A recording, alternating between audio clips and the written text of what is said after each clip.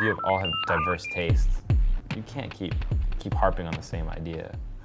An obvious question, maybe. What was? Oh, yeah. Can you describe maybe the next phase that you went into? Or what was? Yeah. What was maybe a starting point for you on new material? Just constant touring, I think, and just also tastes changing, or not changing, but opening to new things. Can you name something specific that it was?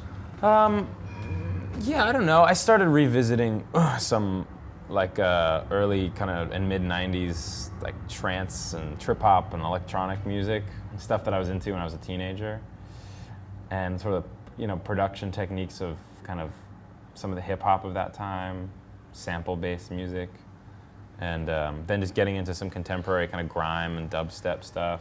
Dancehall. Listening to a lot of dancehall, and so modern. I don't know. I just started hearing I think we heard our record like in a club once or something, and it just sounded so like out of place and so like muddy, and maybe that was part of the concept of the first record. We also didn't really know what we were doing, so it was part of the idea to have it sound hazy, but I didn't know if we maybe we wouldn't have been able to do it otherwise. But so then on the new record, I don't know. I really wanted to make something. We wanted to do an album that had that pop sensibility, that really punchiness to it, but also still incorporating a lot of the weirdness and a lot of the experimentation sonically that we like to do.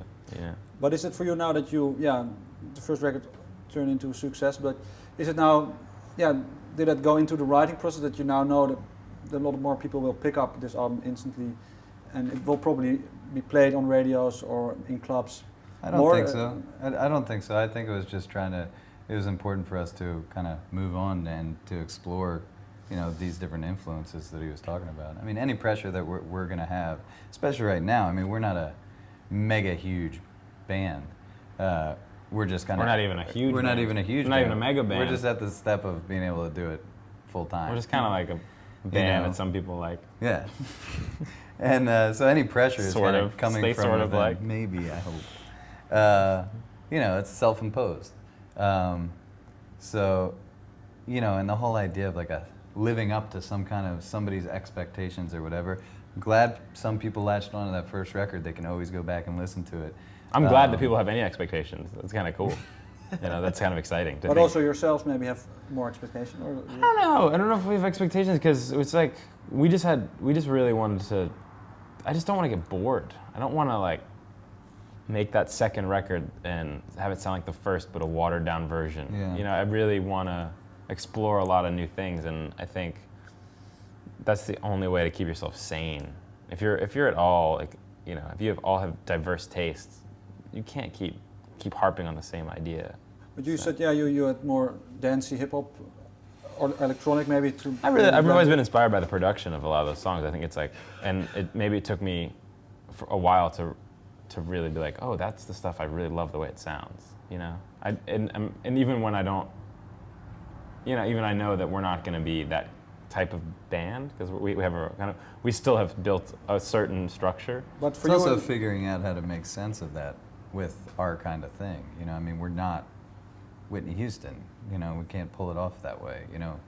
Or whoever you want to say. So.